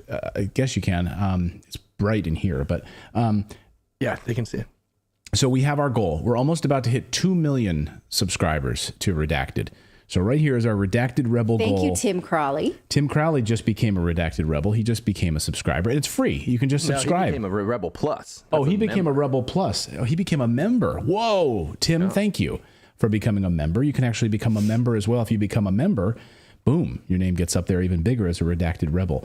So right now we're at 1.935 million subscribers here to Redacted. Take that, CNN. Shove it up your you-know-what. I love that we have more viewers than CNN. So everybody call out to your 70,000 friends and tell them to join. Yes. And they'll get their name up there. Yes, please subscribe. That's all you need to do is subscribe. Thank you, Farouk. And also we have a Redacted community. I should mention, as Tim Crowley just found out, he became a member. You can become a VIP member today. All you need to do is go to redacted.inc, and right there on the right side of your screen, you see that? It's the big join button. And if you're on Rumble right now, click that big red join button right there. And it's very easy to do on Rumble. YouTube doesn't make it so easy, but you have to go to redacted.inc to join our Redacted Rebellion. And for the price of a cup of coffee once a month, you can support independent journalism and what we do here. We're not bought and paid for by billionaires. We don't take any of Rupert Murdoch's money. None of that stuff. We are free and independent, and we are supported by you. And if you want to support independent journalism, like our next guest here on the show, being able to bring voices of independent journalists, that's what we try to do here. So redacted.inc is the place to go, and you can become a member if you'd like. If not, you can still, just subscribe and follow, and it's totally free. But if you want to take that extra step, we have some live streams coming up that we're going to be doing exclusively to our community. If you're a Redacted Rebel, we'll be hanging out with you exclusively, and some content that only Redacted Rebels get access to. So again, redacted.inc. Well, it is a dangerous time to be an excellent journalist, a journalist that's not bought and sold by billionaires supporting some narrative. And that is exactly why excellent journalists like Kit Klarenberg from the Gray Zone need our support more than ever. And last week, Kit Klarenberg was detained upon arriving at London's airport, at Luton Airport, by counterterrorism police. Pulled him off the airplane, subjected him to a 5-hour interrogation about his political views and his reporting for the Gray Zone, taking his electronic devices, among other things. And Kit Klarenberg joins us now to tell this story. Kit, welcome to the show. It's my pleasure. Thanks for having me. So can you just tell us what happened? Okay, well, I mean, the second that the plane touched down in Luton, which is one of the worst airports in the world, the pilot said over the tannoy, everyone have your passports ready because border control is just around the corner. In my naivety, I wondered whether the airport had been restructured since I was last there some time ago. No, as I got to the tarmac, there was a team of plainclothes officers waiting, checking everyone's passport. And the second that they read my name, they asked me to come with them, and I was taken to a back room. My digital devices were taken from me. My bank cards were taken from me. I had to provide my pins to get into my SIM cards, and indeed my tablet and my phone. I was subject to what's known as a digital strip search, where they can seize all of the data from your digital devices, including things which have been deleted. I think the UK is almost boastful of the fact that it's the one country in the world that can do this, as horrifying as that is. And yes, I was grilled for 5 hours. There was a lot of generalist interrogation about where I lived in Serbia, which is my adopted home country, my address there, how much my rent was, whether my energy bills were included in my rent, all sorts of really bizarrely probing questions. But then when they got into the real swing of things, when they started quizzing me about the Gray Zone, I mentioned that I wrote for a number of websites, and they claimed, we'd like to talk to you more about that. But no, the entire focus was the Gray Zone. They had obviously been keeping an eye on my output for the Gray Zone for some time. At one point, after I mentioned I wrote for Mint Press News, one of the officers said, "Oh, I've never heard of Mint Press Zone," and yet, by contrast, they had read my recent investigation into the CIA's recruitment of 2 9/11 hijackers for Gray Zone, and that led into an extensive discussion about 9/11 conspiracy theories and what I thought what my perspective was and what happened. And then there was a number of very specific questions. How is the grey zone funded? How are you paid? What are your bank account details of the bank that you receive funding from your income from grey zone? Does the grey zone have any kind of relationship with the FSB, which is Russia's Federal Security Service?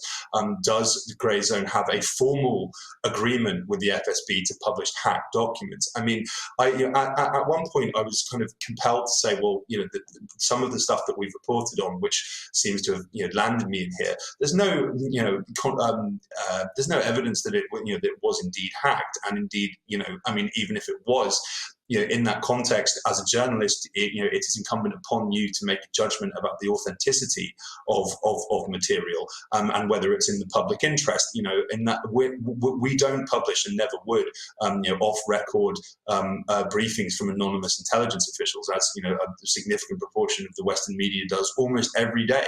Right. We wouldn't do that. In that context, the source is the material, not who or what may have given it to you. And this led into a protracted philosophical discussion about whether my work was in the public interest or whether it was just interesting to the public, and whether I was assisting Russia's war effort and all this.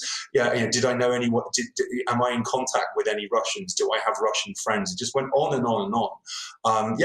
For 5 hours. And meanwhile, they were, it seems in a very granular way, going over the contents of my digital devices and memory cards. I even unwittingly brought camera memory cards with me. These are pictures of architecture that I've taken when I've been on holiday over the years.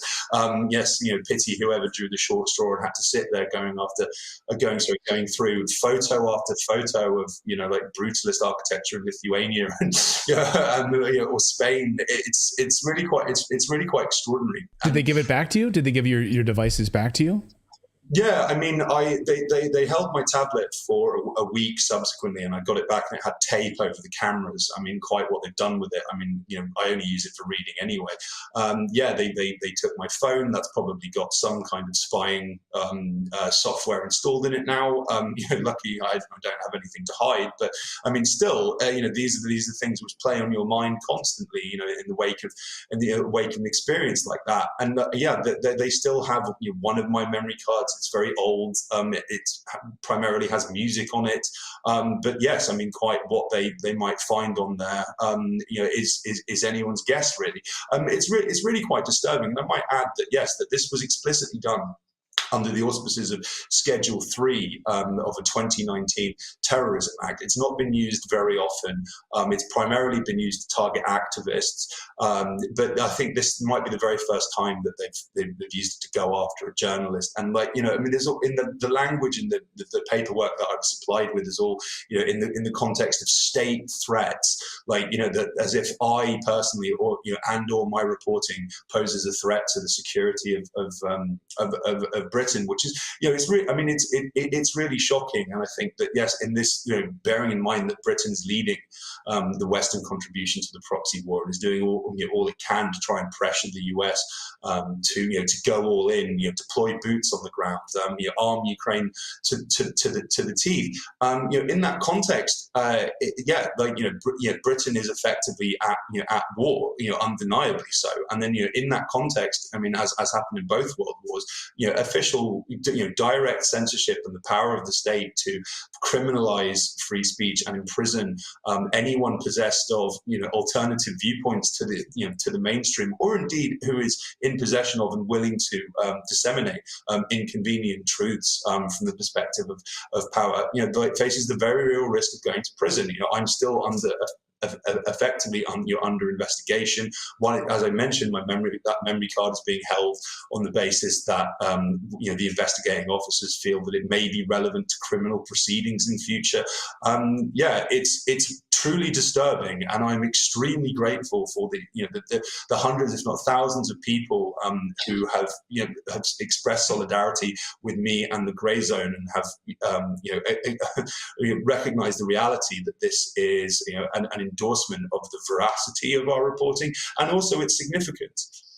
Yeah, absolutely. And I think, as the Gray Zone reports, as Max Blumenthal reported in a piece on the Gray Zone, because Klarenberg's reporting on Paul Mason specifically, among Klarenberg's most consequential exposés was his June 2022 report unmasking British journalist Paul Mason as a UK security state collaborator hell-bent on destroying the Gray Zone and other media outlets. Did that come up in your conversations with these investigators?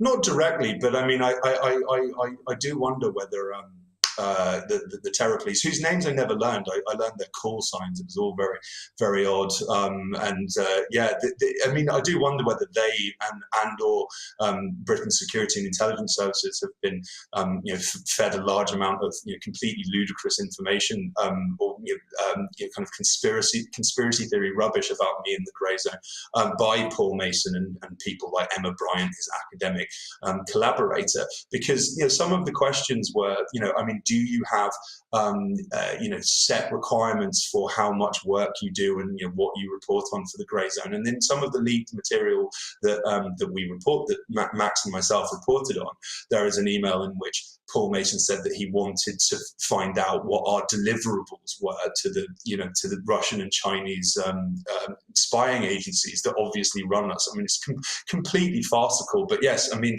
there was some questioning which seemed to suggest that was a key consideration of theirs. I mean, that again, that kind of rather tends to confirm our characterization of Paul Mason as a British intelligence asset.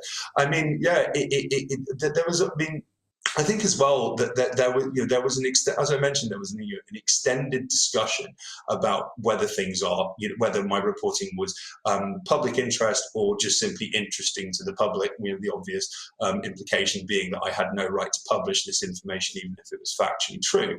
And I think that actually, in a sense, it does cut to in a roundabout way, it cuts to the core of why the British state wants to shut me and indeed Grey Zone up, is that we expose things not only that the security and intelligence services want to bury or suppress or ignore, but also on issues that governments are doing their absolute best to bury. So recently we published an investigation into how two returning neo-fascist fighters who were active in Ukraine and had ties to a variety of far-right groups in the country were jailed upon their return to Paris from Kiev because they had all manner of weaponry and ammunition in their possession, which was completely illegal.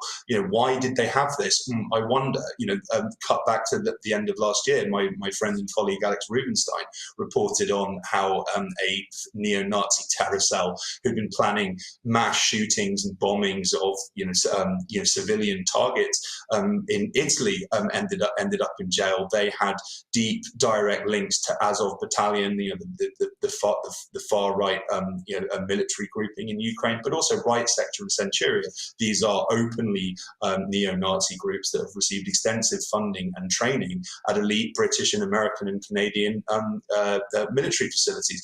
Now, the British American governments in recent years have done much to talk up the threat of domestic right-wing extremism, which seems to effectively be a means by which to criminalize and malign the right wing, or indeed all alternative kind of anti-establishment viewpoints. And yet, when these things happen, as they seem to be happening on an almost monthly basis, Biden and Sunak are completely silent. In the US at the start of this year, there was a plot busted by two members of a group called Atomwaffen. They were planning to blow up, damage the electricity supply of Baltimore, which is a majority black city in the US, and they explicitly did this to deprive the city's residents of heat and light at a time when that's kind of almost life-threatening. The lack of either. This passed without mention. Totally ignored. And Atomwaffen have extensive ties to Azov. Their operatives have been trained at Azov camps in Ukraine.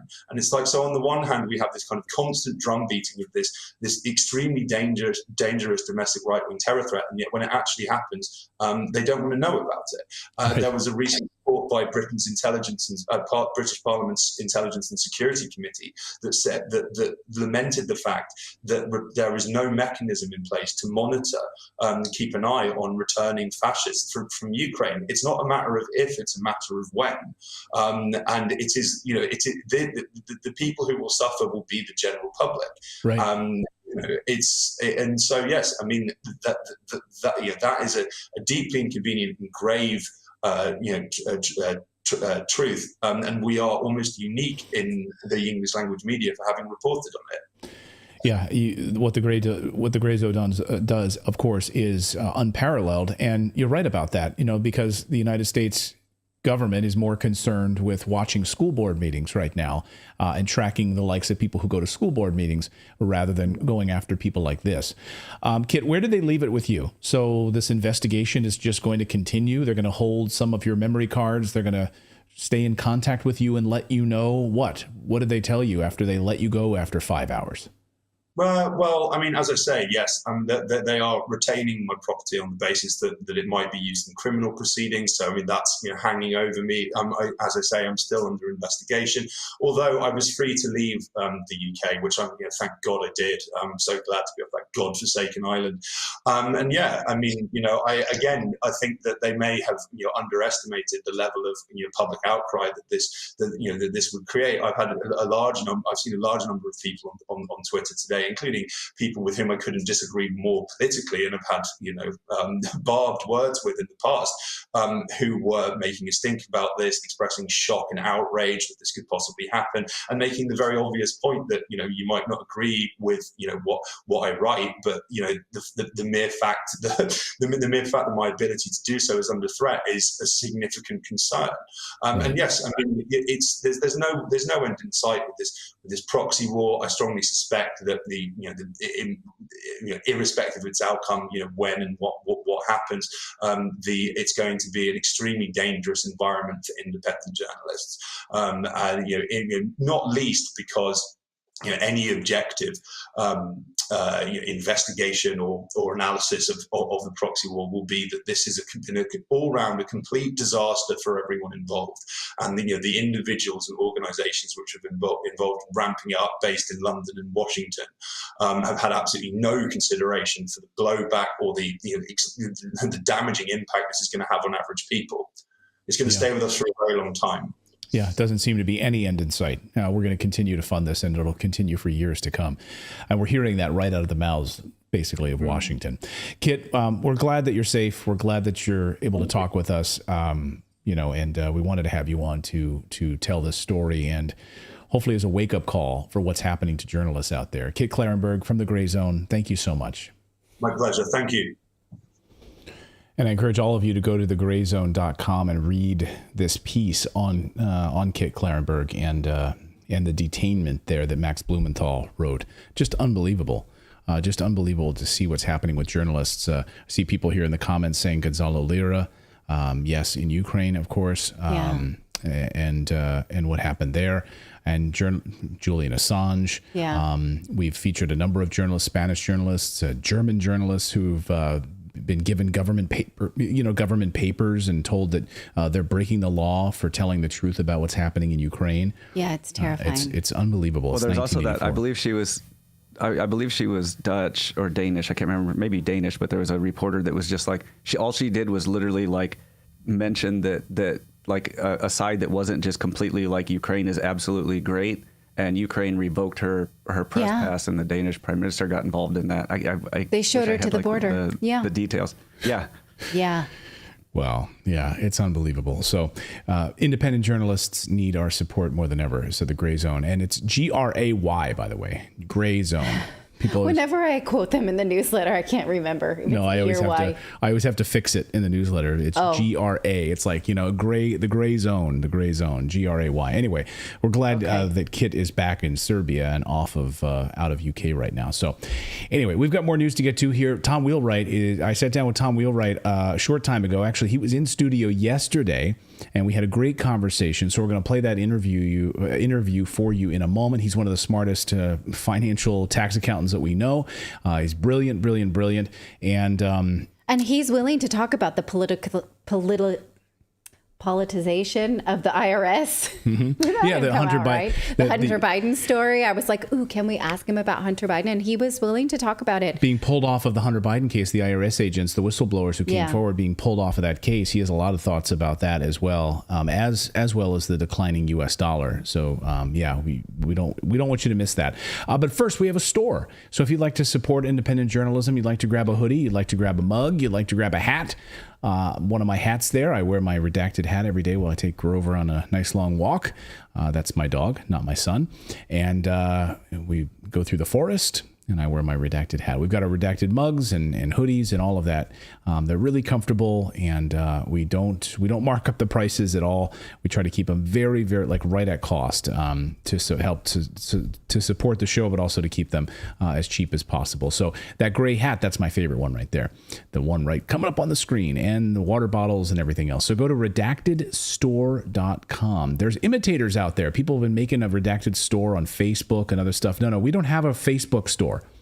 Our store, the real one, is redactedstore.com. Go to redactedstore.com. David Crawford in our chat says he wants redacted action figures. Like that. I love that idea. Maybe coming soon, perhaps, to redactedstore.com. Well, we are up against a deadline, the debt ceiling deadline, just a few days away. But is there a bigger story at play? How can the United States government sustain this level of deficit living? With us is one of the smartest minds that I know in the financial world. The brilliant Tom Wheelwright is not only my personal accountant, he is one of the smartest tax accountants in the world.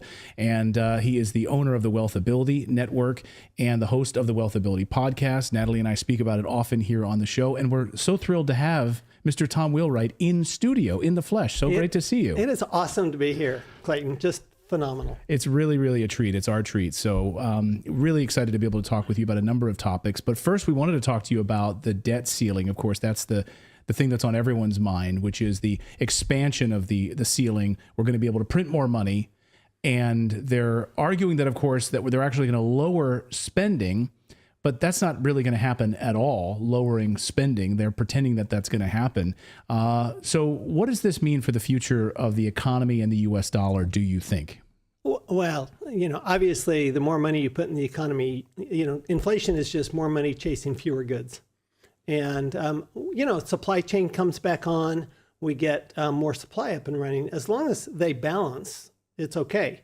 But what happens is that if the government keeps putting money into the economy and there's not a lot more production in the economy, that's when you have inflation. Right. So not enough production. We have 1 million manufacturing jobs that are open right now in the United States. 1 million. Yeah. The big issue right now is that we have a lot of people not working. Right. That are capable of working. And we need them to work. So we actually have such a shortage of manpower, woman power, people power, that we don't have enough workers for the jobs that are open. And so it's very hard to increase production. Of course, hopefully technology will help solve some of that, particularly with the AI coming online. But it won't solve it quickly. So It will take some time. And during that time, that's when you see the inflation. So it seems like lawmakers have a deal. But of course, it's not coming with any changes in behavior, as you mentioned. So we're going to continue to run up against this. So if we expand this for 2 more years, we go 2 more years, and then we're back to the same thing. And then we're, $40 trillion in national debt? It doesn't seem like this is sustainable at all. I mean, when you look at the numbers, how's the government pulling this kind of revenue to cover these debts? Well, they're not. They're not, actually. So it really depends on... the theory behind what I call magic money theory, right? This monetary policy is that as long as you can print money, you're fine if you can then tax people when the inflation gets too high. The problem that our government has is that they won't tax the right people. So taxing the rich actually reduces production, because that's where the investment comes from. But I thought, as Elizabeth Warren says all the time, if we got to tax the rich, we got to take these billionaires down. Like that's how we improve the economy. Okay, so if you want to slow inflation, Right. the people that are going to slow the inflation are the consumers. Those aren't the multimillionaires. They're not the consumers. The consumers are the middle class. Okay, that's who you would have to tax if you really wanted to slow down inflation. That's why the Fed is raising interest rates, because they feel like, well, then, okay, if your credit card debt is higher, Right. it's at a higher interest rate. If your home mortgage is at a higher interest rate, you will tend to spend less money. So it's an indirect, it's really, inflation is a tax on the poor and the middle class is Right, really what right. it is. Right. So the Fed seems to be moving inflation points based on sentiment. Is this actually working? Like what are they really moving these inflation points based on, do you think? You know, here's the problem. Until they get the interest rate higher than the inflation rate, then it really doesn't work. Right. I mean, and they're not there yet. Right. So that's why I think there's a pretty good case for them increasing the interest rates again in June. Because I just think that they think that, well, they're worried about the economy, but the reality is they've caused this economic catastrophe, right? First of all, the government put too much money in, both Republicans and the Democrats put way too much money into the economy. And then the Fed denied that there was actually any inflation, systemic inflation coming. And so they acted too late. Right. They just maintained those low interest rates too long. And so, now what we have is really systemic inflation, and the chances of it going out of control are actually pretty decent. One of the things, of course, I'm most concerned about is our audience here, which is the consumers. And so they're seeing the price of everything going up, gasoline going up, eggs going up. We saw the egg crisis. So what does this do overall to consumers when you keep moving this goalpost like this? Well, when you think about it, consumers they have a certain amount of money to spend, right? I mean, this is why this isn't a tax on the rich, because the rich they can spend as much money as they want. If gas goes to $10 a gallon, that's not going to affect a wealthy person's driving behavior. But if gas at $5 a gallon for gas, that means that middle class family has to allocate money differently. Right. So they either have to change behavior, they have to start taking public transportation, or they have to work from home, or they have to do things differently, so because they only have a limited amount of funds, or they have to promote inflation, which is, I need a raise. And that just drives inflation up even more. You talk to a lot of experts on your show, on the Wealthability podcast, and plus your clients too. You deal with a lot of really smart people and a lot of really wealthy people. We've heard Peter Schiff talking about that we are in a recession, and he thinks that we are in a great financial crisis. The media is totally ignoring the story. They're not calling it a financial crisis at all. They're totally ignoring this. And he thinks we actually could be worse than the Great Depression. First of all, do you think the media is doing a disservice? And also, do you think we are in a Great Depression or in a Great Recession? Well, it depends on what you call depression. So if a depression means we're growing less all the time, it's not that we're actually in a depression. In other words, we're not losing money. In other words, there's not deflation, but rather that there's just not as much growth. Then there's no question we've been actually in a recession for quite a while, because our growth has been much lower than the target for several years now. Right. So this is not a new thing. This is something that's been going on. Jim Rickards calls it the New Great Depression, right? Right. And but if you look at it as purely, well, we have to actually have depressed prices, we're certainly not there yet. So I don't think it's a depression in the classic form, right? But certainly there's an argument for calling it that. I'd be remiss if, having you in the studio, I didn't get to ask you an IRS question and a Hunter Biden question. Now, you used to work in the Treasury. No, I worked for Ernst & Young, and I was in the National Tax Office of Ernst & Young, which was in Washington, D.C. In Washington, So I had good friends in the Treasury Department. And, I testified on regulations and other things before the IRS and Treasury. So, okay, glad I cleared that up. For some reason, I had a thought of memory of you, but you had a close relationship. You knew a lot of those guys. So, given the Hunter Biden IRS situation, where whistleblowers come forward on the IRS side, and they're pulled off of this investigation, which has been going on for years, What do you make of this? A number of these guys come forward and say, we've been pulled off. And is it political? Is there something else at play Sounds here? a lot like Lois Lerner, doesn't it? Yes, it does. It just does. It has the same feel to it. But the IRS has had that feel to me since the last commissioner. He was a tax attorney, the previous commissioner, and we were all very hopeful.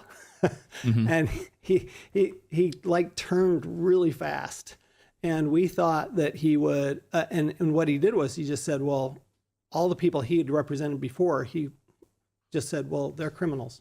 So the people he was representing now are criminals. Wow. And so that's why he started going after people, even though they were following the law, whether it be a conservation easement or captive insurance or some of these other things. They're generous provisions in the law. There's no question they're generous provisions. But they're in the law. Right. I mean, they're not loopholes. Right. These are in the law. And when you go after people for doing things that are in the law, and then you take people off an investigation that looks to be outside the law, then you have to wonder, is there political motivation? I mean, remember, Joe Biden was in the White House during the Lois Lerner days. So, of course, yeah. Yeah, Lois Lerner, of course, who oversaw what the Cincinnati targeting of conservative groups in the IRS. Anybody that had Patriot in the name of their 501c4, right? They were slow rolled.